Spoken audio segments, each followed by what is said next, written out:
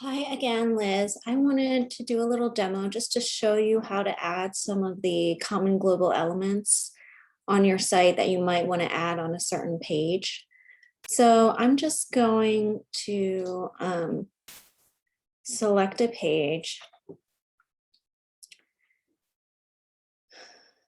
And just for the purpose of demo, and again, remember, whenever you want to edit a page, you want to click Enable Visual Builder. Okay, so I just want to delete these so I can show you how to add them. Okay, so say for example, you wanted to add some of your more global elements like the Give Help, Get Help buttons, or the subscribe form, the contact form, or the news modules. Where you want to go is, again, so here you have this a section, and typically, as I mentioned in my previous video, these are outlined in blue, but this is a global section, and I'm going to explain what that means in this video. So you want to click this Add New Section. It's a little bit hard to see right here because it's at the bottom of the page and it's butting up against the footer, but it's this little plus sign. And right now we're just going to choose a regular section.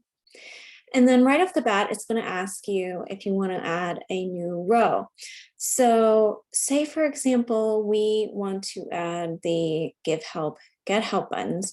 You want to click Add to Library because I've built several just little modules pre-designed.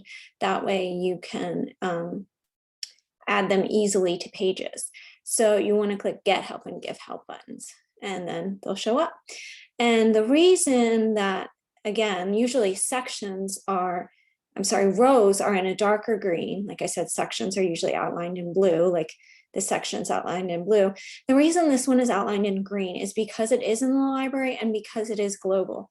And what that means is if you change it here, it's going to change it everywhere else that's on the site. So if you were to make this button say Get Help Now and then save it, everywhere else that this Give Help and Get Help buttons have been added on the site, throughout the entire site, it'll say Get Help Now. So it's very useful, but at the same time, you do just have to be careful. If you want to change to appear in only one place, what you would do is click these three dots and click Disable Global. And then it would just become a regular row, and you could edit this button to say Get Help Now, and it would only change on this instance of the row. I hope that makes sense.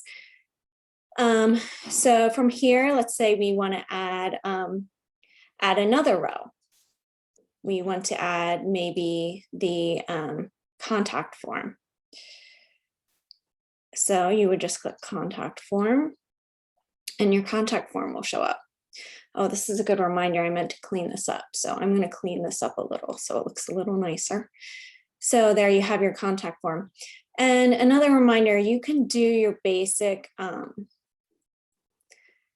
things like spacing this out a little more. So if you wanted a little more room, you might add some margin to it, and it'll push it down a little bit. And again, a reminder, if you were to say, I want more room under these buttons, and then go to add some margin under these buttons, just remember, it's going to add this margin everywhere that these buttons are on the site. So just be aware, if you only wanted it to add that margin here, you'd have to do that Disable Global.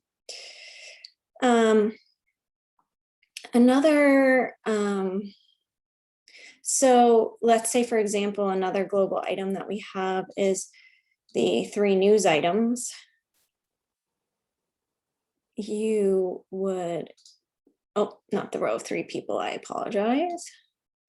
You just delete that.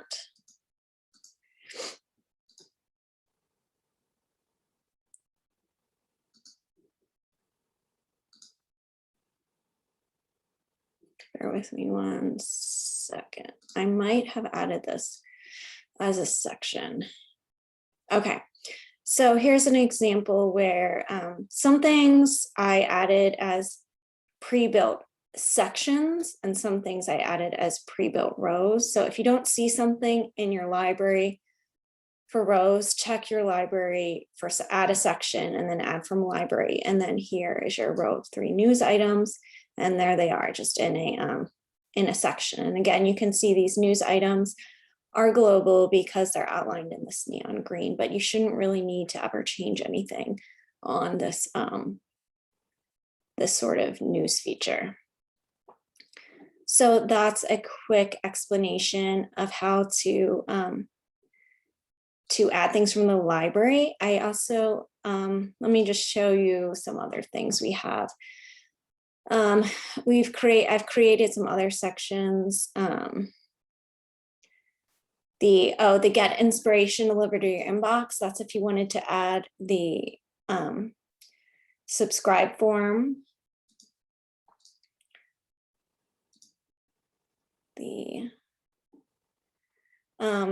We have some other things. Some of these I built just to make it easier to develop for development, but you might not really need them anywhere else. Let me see. As you can tell, I'm sort of working unscripted here. Well, here's an example of the partner spotlight. So I didn't make this one global because I figured if you wanted to add this, you would want to edit it. So, and I will go back and make a separate video for updating that. So, and again, like say we wanted to create a new section from scratch, we can either add a new section or we could just add a row here. It doesn't always matter if you add a new row or a new section. Like I said, some elements might be in the section library, some might be in the row library. So let's just do a new section, make it regular. So let's add just a new 2-column row. I'm just going to show you how to build out some content and say you wanted just some text. There's your text. I did set a default paragraph style. This is based on default paragraph.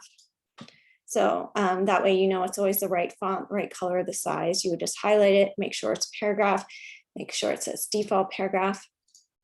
Let's say you wanted to add your header. Yeah, sorry.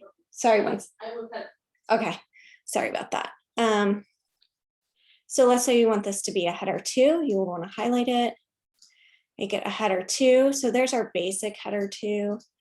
You would just want to, there's the header 2 that is programmed in there. If you had a dark colored background, I did make a header 2 version in white. So in that case, you would just choose header 2 white, which is probably what this is up here.